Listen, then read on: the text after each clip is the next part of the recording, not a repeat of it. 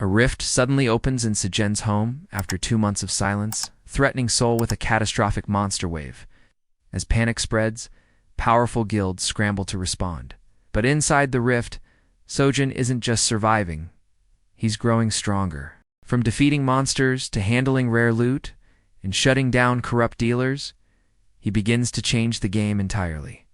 Now, let's get into the full breakdown of this chapter. After Seoul entered a newly formed rift zone located at his home in Mappo, an alarm was triggered at the Seoul Hero Association. The organization confirmed that a rift had appeared after 63 days of inactivity. Since the rift appeared in a private residence and was entered by a civilian, re-entry was blocked until he emerged. The risk of a monster wave was immediately assessed at 99.99% a worst-case scenario. That would endanger the entire Seoul region. The White Lion Guild was contacted, and surrounding heroes were mobilized, but helplessness spread inside the association. Meanwhile, it was confirmed that Seoul had awakened during a previous Gate Incident Tan event that had been orchestrated to kill him. During that time, the assassin Carl Wu was hired to eliminate him inside the rift but failed. The operation was backed by a powerful group, likely involving his stepmother or those aligned with her. Frustrated by the failed hit, they believed the newly formed rift would finish the job. Confident that Seoul would die inside, they saw no need to contact Carl Wu again and began preparing fallback plans involving his remaining family. Inside the rift, Seoul found himself in a familiar forest known as Patasua, a place from his childhood. At its center stood the intact World Tree, a primordial spirit tree rich in pure mana. In his previous world, the destruction of this tree led to catastrophic consequences. Seeing it again, he began meditating, absorbing ambient mana over 10 full days, without food or water, focused solely on mana breathing. His meditation was interrupted by the appearance of Volcana, a powerful monster responsible for burning the World Tree in his past life. Seoul engaged the enemy using mana release, detonating condensed mana in the form of ki. Multiple enemies attacked using beam-type magic, but Seoul successfully blocked and countered them. He confirmed the World Tree's safety and began testing the extent of his recovered strength. Surrounded by enemies, Seoul defeated them effortlessly. As they fell, their bodies turned to ash and dropped valuable magic stones. Among the loot was the rare, undying ember, a high-value item with a high drop rate. By absorbing it, he gained the ability to convert his mana into flame attribute mana, drastically increasing his flame resistance and elemental power. In terms of flame mana alone, he surpassed even the power he once held as the Sword God. For weeks, Seoul continued killing monsters and absorbing embers until his flame affinity reached its peak. Before leaving, he thanked the World Tree and packed the collected magic stones. Upon exiting, he confirmed that there were no nearby presences within 1 kilometer.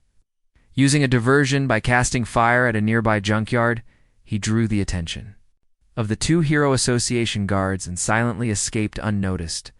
Soon after, the rift zone began disappearing. Hero Association personnel rushed to the scene but arrived too late. The rift fully vanished after 29 days, shocking the public and the association, which had been preparing for a level 1 monster wave. Media coverage described the rift's disappearance as an unexplained anomaly, while a fire was also reported at the nearby junkyard, adding confusion to the situation. Public sentiment remained hostile. Many believed Seoul had died and blamed him for risking a wave by entering the rift without authorization. Meanwhile, the Loan Shark organization, targeting his family, began plotting. Believing Seoul dead, they planned to harvest his family's organs if he didn't return, or fake loyalty and debt if he did. However, Seoul returned and headed straight to confront the Loan Shark boss, Hansa. After overhearing 2 subordinates speaking about exploiting his younger sister, Seoul forced them to reveal the boss's location. Upon meeting Hans up, Seoul humiliated him, demanding he bark like a dog. He then burned off one of his arms and spared his life, commanding his assistant, nicknamed Glasses, to take over. He ordered them to protect his family around the clock, promising mass execution if any harm came to them. Afterward, Seoul returned to the same magic stone dealer he had previously clashed with. The staff, who had been humiliated in their last encounter, reacted nervously. This time, it was the manager who confronted him directly, refusing to trade and dismissing Sajin's 1% commission demand. Citing financial losses, the mood shifted drastically when Sajan revealed a hero magic stone, an ultra-rare item known to awaken heroes and amplify magical abilities. The manager immediately recognized its value and panicked. Sajin, annoyed by their attitude, lowered his offer to 0.5% commission. The manager desperately negotiated downward from 9%, but Sajin ignored each plea. Finally, Sajin relented, stating out of goodwill, "I'll let it slide at 1%, asserting control over the terms. Before leaving, he casually revealed he had 7 more bags filled with the same rare stones. This revelation sent the manager into a scramble to complete the deal under Sejun's terms, fearing further losses. With the sale, Sejun secured an enormous deposit and began eyeing high-end real estate. However, he recognized that ordinary gates would no longer be enough to acquire stones of this level. To continue growing stronger, Sojin understood that unrestricted access to rift zones would be essential. If you enjoyed this recap and want more, don't forget to like, comment, and subscribe.